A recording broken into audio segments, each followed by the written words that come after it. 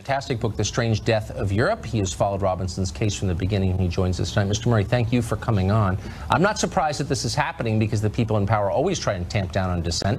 That's always been the case. I'm surprised by the reaction to it. How much press has this gotten in the UK? How much outrage has it evoked? What's the response?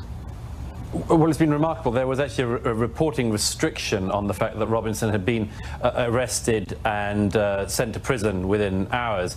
There was actually a reporting restriction on that in the UK that made it impossible for any British journalist like myself to write about it for some days, which meant that the international media picked it up, but here in Britain we weren't allowed to talk about it.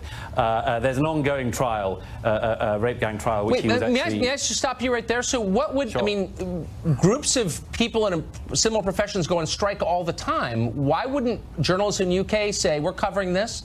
Tough if you don't like it, come and arrest us. Why would they obey an order like that? Well, we do have pretty strict contempt orders here in the UK, and basically anyone who would have reported it would have ended up risking going to prison themselves. So it's a very tricky one. There is one, by the way, very quick justification for this, which is that there is an ongoing trial which he was reporting outside of, and there's a problem about reporting on that trial. Again, I'm sitting in London, so I have to be rather careful about mentioning that trial. It's unbelievable. So and I know his politics, which I don't even fully understand, and I don't even care what they are, but I sense they're very different from those of most reporters in Great Britain. But has there been support for him from journalists in the UK? No, not really. I mean, this is something I write quite a bit about in my book, in The Strange Death of Europe, which is that basically we have in Britain, as across Europe, this primary and secondary problem issue, whereby you have a primary problem, as in this case, thousands and thousands of young British girls who've been raped by gangs of men we euphemistically describe as Asian, although they don't include any Chinese or Koreans. Right. We've had thousands of people who've been raped by these gangs. That's the primary problem. The secondary thing is that there are people who then say, look at what's happening. And actually, as I've said on this case, as with many others, the law and everything else comes down incredibly hard on the secondary thing, indeed sometimes harder than on the primary issue. I wrote about this, by the way, the other day at the Gayson Institute website. You can see the piece about, I said let's just compare the treatment of Tommy Robinson, who's been, whether you agree with him or not, trying to draw attention to the rape gang stuff, and the one official from the county council in Oxfordshire who was in charge of child services when hundreds of girls in her area were raped and abused, and it turned out that the council knew about a whole load of it, and they just ignored the families. Now, exactly. Now Tommy Robinson is now in jail. That woman at the county council in Oxfordshire got a £250,000 payoff several years later to leave the council, and now, wait for it, is running the tourist agency Visit Oxfordshire. Your society really hates itself. When did that start? Well, my view is, you see, that this is all an expression of an incredibly wide societal cowardice, and it starts off in a country like Britain with kind of good manners. You know, we sort of want everyone to get along. We want to be nice to each other. We want to be nice to people who are incomers and so on. And then you discover terrible things that are going on, minorities within minorities, but nevertheless you discover things that are going on, and then you get to this really weird position that we're in at the moment. It's the position I describe as the one that says in multiculturalism, well, we've got a bit more gang rape than we used to, but then there's a wider range of cuisines, so it's who's to say? I recognize that. I wish we had more time. Mr. Murray, thank you. Great. So to give you some more, as they say, inside baseball on this story, because isn't just amazing, as Douglas Murray was talking there with Tucker Carlson, isn't it just amazing that he said he has to be very careful because he's in London as to how he's going to talk about this story? Because if he says something about it, he could be jailed because of the new laws that have been put in effect by the British government that literally are stifling free speech in many instances, that you cannot talk about a court case that's going on. Amazing, folks. And what he's talking about, these grooming gangs. And see, this is what happens. And when Douglas Murray is talking about this, is that, you know, we always heard about the British, right? The impeccable manners, the impeccable taste, right? Everything is so prim and proper, and it's done according to procedure. And, you know, and for most, like he talks about, Britishers, they don't want to be the people that rile things up. They just want to go about doing their business. They don't want to be looked upon as mean. They don't want to be looked upon as people that are not accepting of others. They don't want to be looked as intolerant.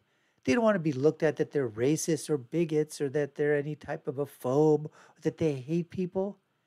They just want to do their thing, folks, just like everybody else around the world.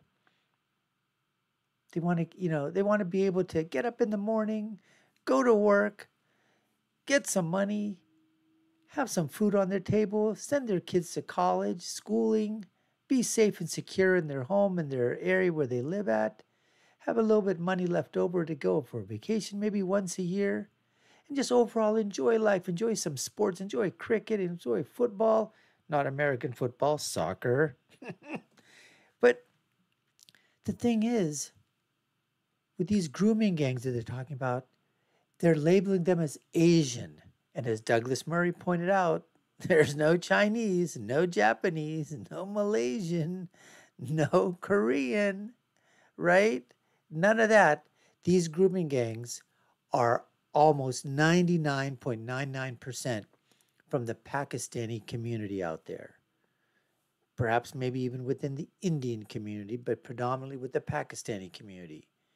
And as he said, we're not talking a few girls. We're not talking 10 or 20. We're not talking 50 or 60. We're not even talking 100 or a couple of hundred. We're talking thousands of girls. Go on the internet, Google it right now. You will see so many stories about this. But the authorities don't want to do anything. These are British-born girls. Ethnicity is Indian. Ethnicity is Pakistani. But they're British-born girls. Brown skin, folks. And Douglas pointed out that when this happened, within what? Something not similar to this, but that there was something happened where white girls in an area somehow, were sexually abused.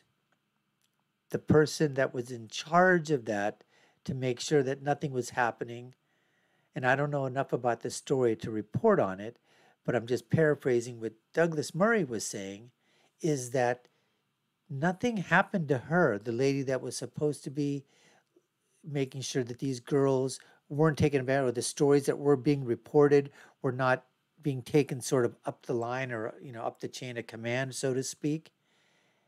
And so what happened? A few years later, they said they bought her off. £250,000. This is roughly $253,000. And now she's in charge of tourism of some entity to England. That's unbelievable. But Tommy Robinson, he comes out, and whether you like Tommy Robinson, you agree with his beliefs, you don't agree with his beliefs, political values, who cares about that? He's talking about basically saying exactly what I'm saying, because at least for right now, we still have some type of freedom of speech here, at least in the United States of America. And all he was basically pointing out was the fact that these grooming gangs are coming from a certain ethnicity, Pakistani, and they are raping their own girls. That's what's happening. He reports his story out there, and you know what? He's the one that is being put in jail. He's the one that has a gag order against him. And anybody else that will write about this story is probably going to go to jail. And some of them have. But this thing continues to happen. It's just like when the British Foreign Office finally made a division where they were going back to Pakistan to rescue British-born girls who at the age of 15, 16 started disappearing from schools because their parents or whatever was shipping them off to get married, back in Pakistan to who knows who. Elderly men in their 80s and 90s, 70s, child brides, British citizens, sovereign British citizens of different ethnicity descent, but they were born on British soil. They were British citizens. And so they had to make a division to go and rescue these girls. We're not talking just a couple. We're talking hundreds upon hundreds. So That's what's happening in Europe, folks. That's what's happening in Britain. And when people like Douglas Murray and others talk about this, the first thing that comes up is, oh, Islamophobia, Islamophobe, you're a bigot, you're a racist, you're talking about this, none of your business. Somebody has to speak up for these girls. Somebody has to speak up for the atrocities, for the victims out there. Who's going to be the voice for the voiceless, if not these people out there? Anyways, folks, we appreciate you taking the time to watch. You've been watching the Dr. Nasir Shaikh Show. I've been your host, Dr. Nasir. If you haven't done so already and you like our content, please subscribe to our channel. Give us your comments below. What do you think? Douglas Murray, Tommy Robinson, this entire story. And I'll leave you with my final thought, which is, when you're right, you're right. And when you're left, you're wrong. Until next time, folks, take care and stay safe.